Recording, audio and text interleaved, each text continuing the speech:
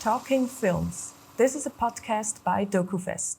Tune in to discover more about documentary film and filmmakers. I'm Alexandra, your host. Hello everyone, welcome to the second episode of the podcast Talking Films by DokuFest. Today I can welcome two guests at the same time, Era and Jonila. Would you like to introduce yourselves in a few words? Yes. Hi, my name is Jonila Muriqi. I'm 17, turning 18. I've just graduated from high school and I will start my university journey in September. Okay, I'm Latifi. I'm also 17, also a recent high school graduate, and I will also start university in September. And we were both part of the Future is Here program of DokuFest this year. Great. I think we will talk about that later. As a first question, like for all our guests, I would like to ask you, how was your trip to Prizren? The trip was great. We've been here before. We go. But we came with a car together and it was fun. It was quick because we live in Pristina, so it's not that far away. Yeah. I hope you didn't drive yourself. No, our parents did. That's very nice of them. So you came here and you brought us two films, two short movies. They were screened yesterday. For the ones who couldn't go to the screening, could you explain in a few words what the storylines are? Okay, so I'll start. I co-made a film called Peroni 7 or Platform 7. So for those who may not know, for a long time, Kosovar people needed visa to move freely. So from the 1st January of 2024, we got our visa liberalization. So we filmed our film in January, and it kind of revolves about the subject of migration, people moving freely, the connection between the people who are leaving and the people who are staying. And also, why are they going? When are they going to come back? And things like that. It was filmed all in the bus station of Prizren, revolving around the Platform 7 because it was the only international platform of the bus station. How about your movie, Era? So my film is called Wires Crossed. The film is a phone call between two girls who are reunited after a long time of not speaking, and they discuss the difficulties that they went through while one of them was struggling with addiction, why they stopped speaking, how they came to speak again, and just about the effect of drug addiction on relationships between people. And I think it's a very important topic to discuss, and I think a lot of people can relate, even if it's not that specific situation. A lot of people can relate to it in some way. It's also a very brave topic. We'll come to that later. First couple of questions about your work. You mentioned it, 1st of January 24, visa liberalization. People from Kosovo can travel freely for holidays in the Schengen zone, not for work, but still for other purposes.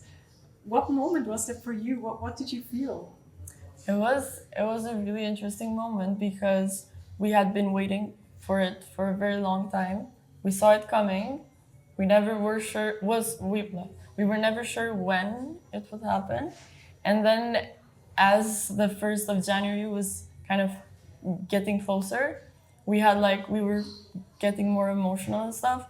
And I feel like from 2024, everyone just feels more free and better. Like we got a right that everyone is supposed to have to move freely. Yeah. This visa topic, I mean, it's in the hands of people from Kosovo for many years, for a long time. Also for you, as you mentioned. How did you translate this theme into a movie? So basically, I've had the idea even before, like the 1st of January. I co-directed with another girl who is a suora. So when we came into the program, we had kind of similar ideas, not the same. And so at first the film was like, when I wrote the treatment, it was like this big film. I was thinking like it could have been like 1 hour. like I was talking about before, after, and then when we came here, we kind of started talking with Swara. We talked with our mentors a lot, and they helped us a lot to kind of do everything and create our film. So on what approach of filming did you decide? So we decided to film it in the bus station. At first we had this idea to go to Pristina, to film it in the bus station of Pristina, because it's like the big famous bus station, the city capital. But when we were here, we were like, why not film it in Prizren? There's so many stories happening even in small cities, even really close to you. So that's why we decided to film it all around the bus station of Prizren, mostly around the platform 7. For me, it was very interesting to see that it's almost always the same location, and the images, like there's not a lot of action or like crazy stuff happening, but still the images tell a lot. Like there's so much unspoken, I don't know, so many unspoken things. What's your thinking about that? Like what's your reasoning? It was really interesting for us because we got to spend a lot of time in the bus station. And like usually when we go to the bus station, we hop on the bus, we leave. We don't really get to spend that much time. So staying there, we would go like before shooting and stuff. We would just stay and look around, just like kind of take everything in. And I think it was really touching and really interesting to see how people reacted. Like to really we kind of filmed it in an observatory way. We were kind of always a little bit behind, but I feel like we really captured a lot of emotions. You also spoke to people. Yeah. Was it hard to find them, or how was that? It's interesting because we were kind of shy. It was our first film, and it was like all of these different peoples from different backgrounds going everywhere. So the first day that we went shooting, we had this idea that we would get a lot of interviews. People would come to us, which is interesting because the first day, like 2 or 3 people came up to us thinking that we were the news or something, and they wanted to talk. And then our camera shut down and we lost the footage. So we went back and we took another camera, and then we just couldn't find that many people, which was sad. But then we staying there, we became really familiar with the place. We became familiar with the people working there. Like there was this cafe, and like the workers, they knew us. They would just let us sit. People kind of recognized us. They were like, there's just 2 girls staying here all day. Like when we would go, they're like, oh, they're back. So we kind of got, we felt like really more familiar. And as the time passed by, we were, it was easier for us to approach people and be like, hi, can you give us a short interview? But also at the same time, it was kind of hard because we felt like we were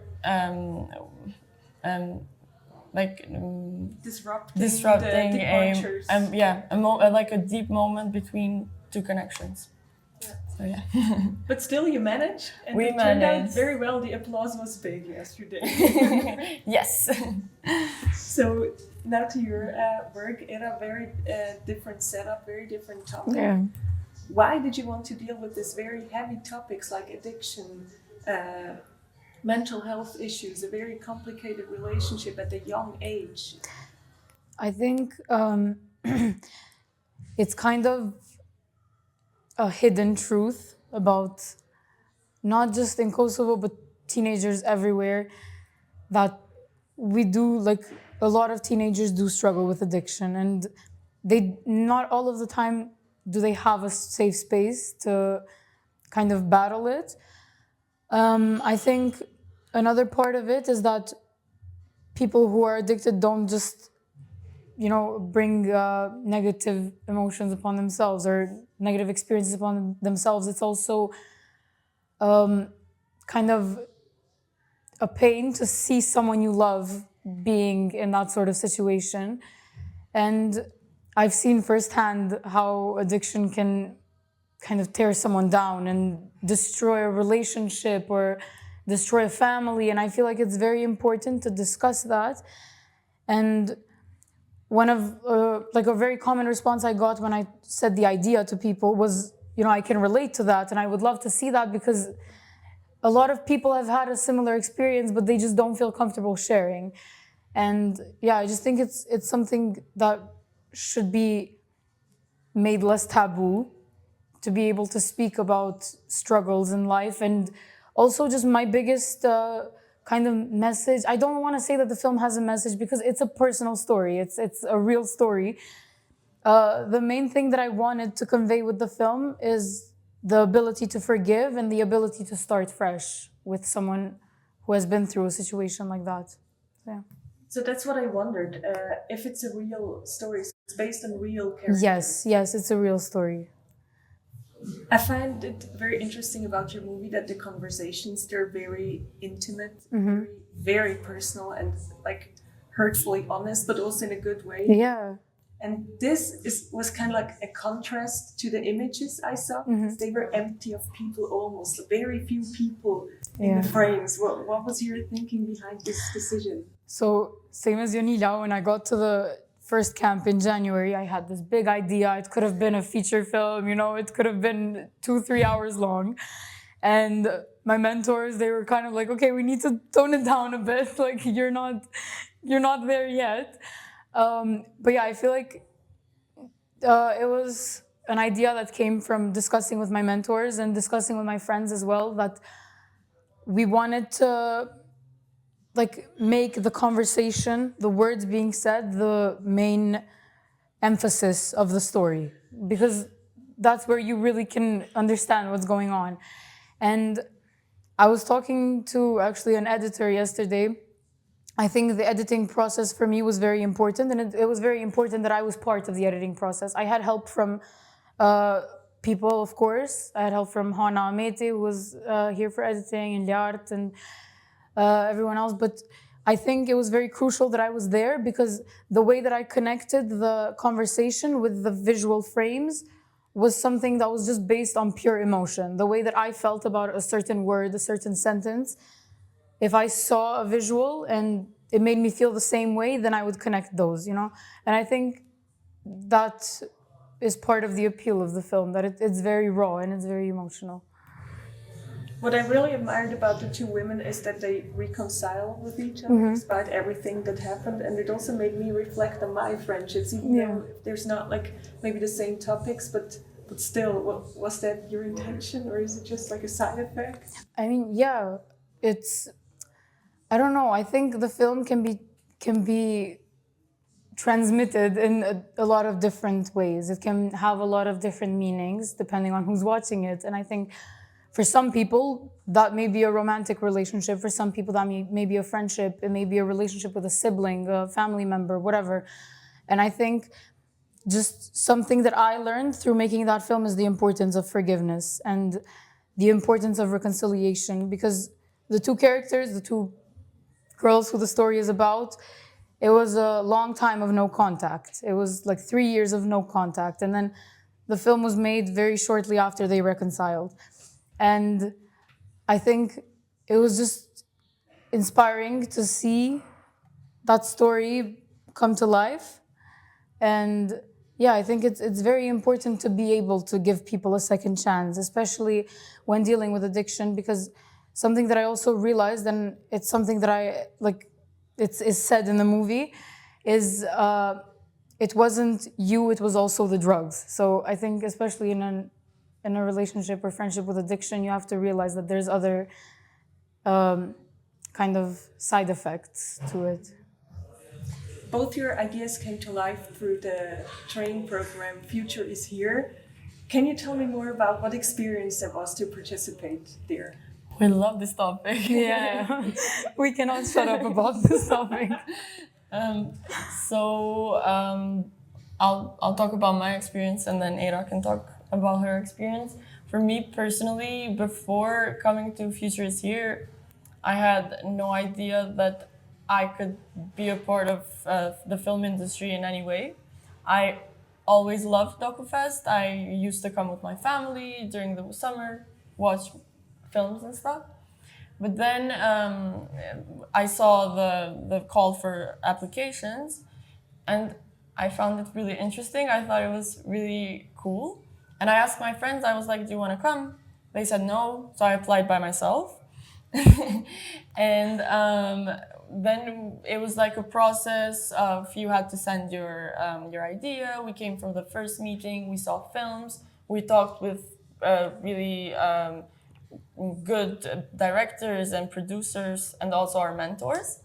And then there we kind of saw what was supposed to be done. Then we had the second kind of round where we had to write our treatment. And then finally we got accepted. And so it was the first camp. I'll stop. Do you want to? It's okay. Okay. The first camp, it was in January. We came to Prizren.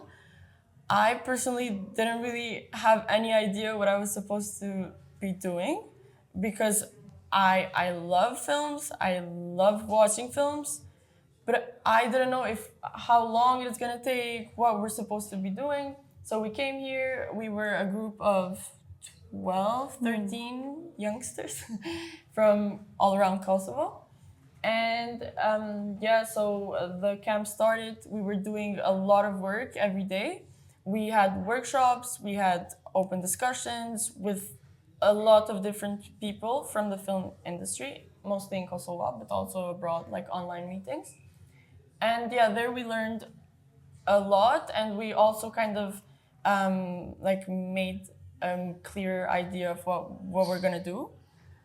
So do you want to continue? Yeah, I mean, I think it was an amazing experience. It's something that I regret not doing it earlier, I regret not being able to have this wonderful experience more than once.